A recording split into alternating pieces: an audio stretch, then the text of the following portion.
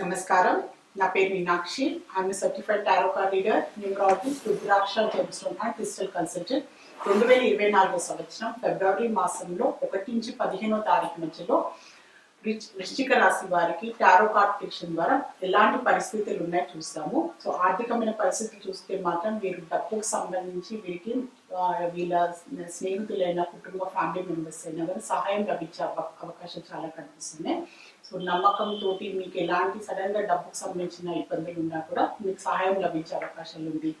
So ఏంటంటే నమ్మకంతో డబ్బు సడన్గా అప్పుడప్పుడు మీకు అవసరం పడడము. సో అప్పుడప్పుడు మీరు అడిగినా కూడా నో అనుకుంటే మీకు డబ్బు పరంగా సాయం లభించడం, లేకపోతే మీరు మీ ఫ్రెండ్స్ అయినా ఫ్యామిలీ మెంబర్స్ అయినా తెలిసిన వారికి ఎవరైనా కూడా డబ్బుకు సంబంధించిన సహాయం చేయడము, ఇలాంటివి ఏదో విధంగా అయితే డబ్బు అయితే పరంగా సహాయం అందడము తీసుకోవడం అయితే జరుగుతుంది మీకు ఫిబ్రవరి మాసంలో.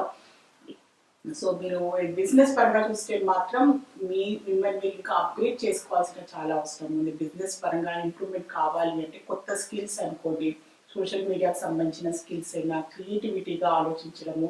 సో మీ బిజినెస్ సంబంధించిన అడ్వర్టైజింగ్ అనుకోండి, సో ప్రోడక్ట్స్ సంబంధించిన ఏంటంటే క్వాలిటీని ఇంప్రూవ్ చేసుకోవడమైనా, సో ఏదో కొన్ని ఇంప్రూవ్మెంట్స్ చేసుకొని దాని పరంగా మీరు ముందుకు వెళ్తే మాత్రం బిజినెస్ పరంగా కొత్తగా ఆలోచించి కొత్తగా కొన్ని మార్పులు చేసుకుంటే మాత్రం బిజినెస్ చేయాల్సిన అవసరం ఉంది.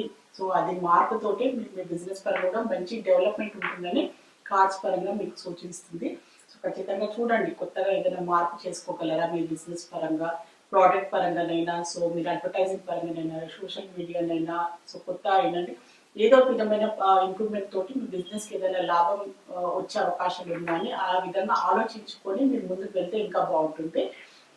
సో జాబ్ పరంగా చూస్తే మాత్రం ఉద్యోగం చేసే వారికి మాత్రం కొంచెం సాటిస్ఫాక్షన్ లేకపోవడము, సో ఆ జాబ్లో వారికి గ్రోత్ లేదు అని వాళ్ళు అర్థం చేసుకొని సో వేరే జాబ్కి ట్రాన్స్ఫర్ కావడము, వేరే జాబ్ వెతుక్కోవడము, లేకపోతే వేరే జాబ్కి వెళ్ళిపోవడము, అలాంటి పరిస్థితులు కనిపి, లేకపోతే డిపార్ట్మెంట్ మారటము, వాళ్ళు చేసి ఒక జాబ్ ఒక ప్లేస్ నుంచి వేరే ప్లేస్కి మారే అవకాశం అయితే కనిపిస్తుంది, చేంజెస్ కనిపిస్తుంది అనమాట. మళ్ళీ డిపార్ట్మెంట్ మారచ్చు, లేకపోతే సో మీరు ఏంటంటే ఒక జాబ్ నుంచి ఇంకో జాబ్కి మారే అవకాశం కూడా చాలా కనిపిస్తుంది.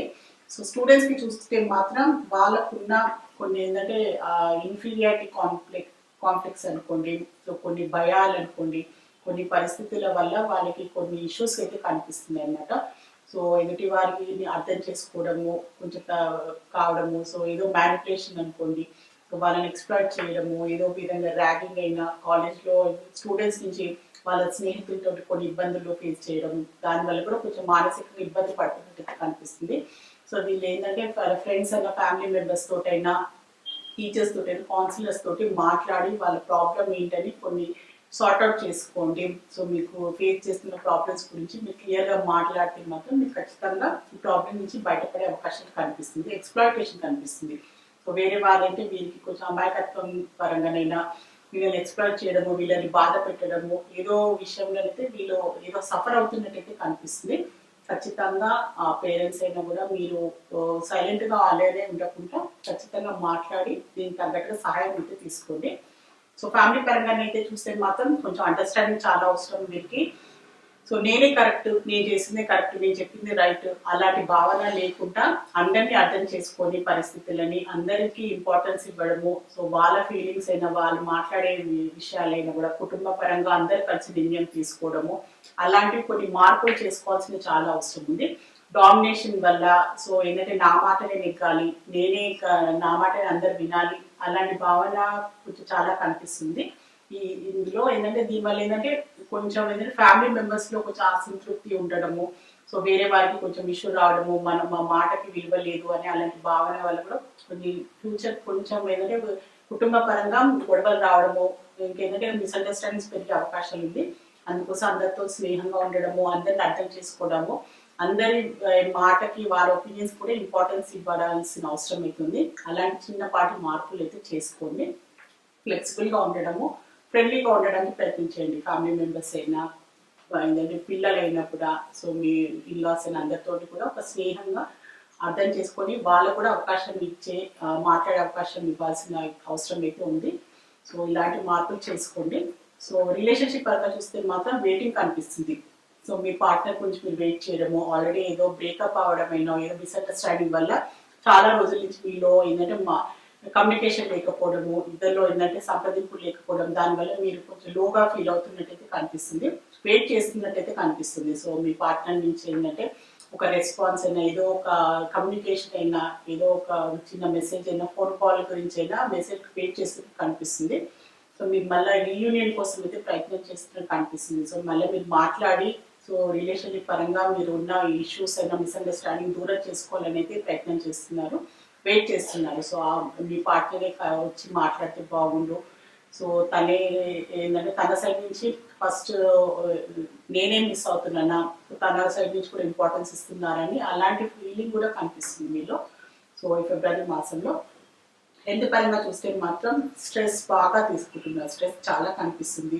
ఏదో అనవసరమైన ఇష్యూస్, ప్రొఫెషనల్ లైఫ్ అయినా ఫ్యామిలీ లైఫ్ ఇష్యూస్ వల్ల కూడా కొంచెం మానసికంగా చాలా ఆందోళన పడము, రెస్ట్లెస్ ఉండకపోవడము, సరిగ్గా నిద్రపోకపోవడము. సో వాటర్కి సంబంధించిన కంటామినేషన్ కూడా మీ కేర్ తీసుకోండి. సో వాటర్ అయినా, సో ఏదైనా బయట మీరు జ్యూసెస్ అయినా, వాటర్ ఏదైనా తీసుకుంటే కూడా దానికి సంబంధించిన కొంచెము మీకు హెల్త్ పైన కూడా ఎఫెక్ట్ అయ్యే అవకాశం కనిపిస్తుంది. సో సైనస్ ప్రాబ్లంతో బాధపడే వారైనా, సో ఏంటంటే మైగ్రేన్ హెడ్తో బాధపడే వారు కూడా కొంచెం జాగ్రత్త తీసుకోవాల్సిన అవసరం ఉంది హెల్త్కి సంబంధించి చూసుకుంటే. సో విశాఖ నక్షత్రం, వృశ్చిక రాశిలో విశాఖ నక్షత్రం జన్మించిన వారికి ఏంజల్స్ ద్వారా ఒక మంచి అడ్వైస్ కార్డ్ అయితే తీసాము.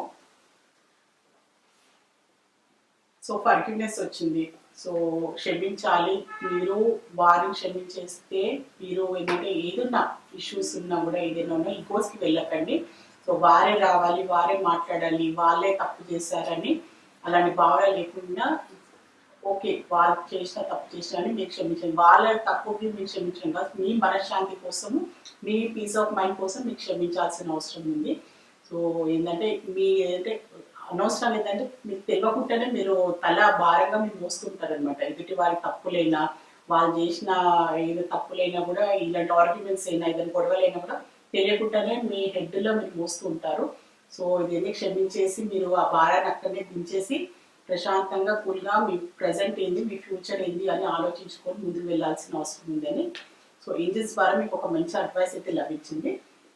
వృశ్చిక రాశిలో అనురాధ నక్షత్రం జన్మించిన వారికి ఏంజల్స్ ద్వారా ఒక మంచి అడ్వైస్ కార్డ్ అయితే తీసాము.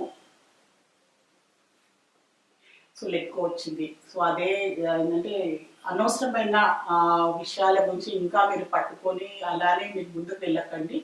సో ఏదైతే వర్కౌట్ అవ్వట్లేదో మీ జీవితంలో, పర్సన్ అయినా, పరిస్థితులైనా, అవకాశాలైనా, ఏదైనా కూడా మీకు సెట్ కాకుంటే మీరు దాన్ని ఇంకా పట్టుకొని మీరు వదిలేయండి. వదిలేసి మీరు ఏంటంటే ఏదైతే మీ లైఫ్కి, మీ ఫ్యూచర్ పాయింట్ ఆఫ్ వ్యూగా, మీ మెంటల్ హెల్త్కి ఏదైతే ఇంపార్టెంటో దాని గురించి మీరు ఆలోచించండి. సో ఇమోషనల్ అటాచ్మెంట్ ఉన్నా కూడా ఇట్స్ ఓకే, కొంచెం టైం తీసుకొని దానివల్ల మీకు ఏంటంటే నష్టాన్ని కలిగిస్తుంది, దానివల్ల మీకు బాధనే కలుగుతున్నారు కనుక ఉంటే మాత్రం ఖచ్చితంగా మీరు దాన్ని వదిలేయాల్సిన అవసరం ఉంది, వదిలేసి మీరు ముందుకు వెళ్ళాల్సిన అవసరం ఉందని ఏంజల్స్ ద్వారా మీకు ఒక మంచి అడ్వైస్ అయితే వచ్చింది. సో వృశ్చిక రాశిలో జ్యేష్ఠ నక్షత్రం జన్మించిన వారికి ఏంజల్స్ ద్వారా ఒక మంచి అడ్వైస్ కార్డ్ అయితే తీసాము. ఎస్ కార్డ్ వచ్చింది. సో మీరు లైఫ్లో ఏదైనా కొత్తగా మొదలు పెట్టాలి లైఫ్లో, సో మీ గోల్స్ అయినా, మీ ప్లాన్స్ అయినా కూడా, పర్సనల్ లైఫ్లో, ప్రొఫెషనల్ లైఫ్ అయినా కూడా మీరు మొదలు పెట్టండి. నిస్సందేహంగా ఖచ్చితంగా మీకు సక్సెస్ వస్తుందని ఏంజల్స్ ద్వారా మీకు ఒక మంచి అడ్వైస్ కార్డ్ అయితే లభించింది. సో వృశ్చిక రాశికి సంబంధించిన జనరల్ టారో రీడింగ్ చూస్తారు. సో మీకు కూడా లైఫ్లో ఎలాంటి ఇబ్బందులు ఉన్నా, ఎలాంటి ప్రాబ్లమ్స్ ఉన్నా టారో కార్డ్ డిటెక్షన్ ద్వారా చక్కని పరిష్కారం, బెస్ట్ రెమెడీ, మంచి గైడెన్స్ లభిస్తుంది. సో మీరు ఎవరికైనా టారో రీడింగ్ అపాయింట్మెంట్ కావాలి అనుకున్నా, నేమ్ కరెక్షన్ చేయించుకోవాలి అనుకున్నా, న్యూ బోర్న్ బేబీస్కి, బిజినెస్ ఆర్గనైజేషన్స్కి నేమ్ సజెషన్ కావాలి అనుకునే వారు మాత్రమే స్క్రీన్ పైన కనిపించే కాంటాక్ట్ నెంబర్కి సంప్రదించగలరు. నమస్కారం.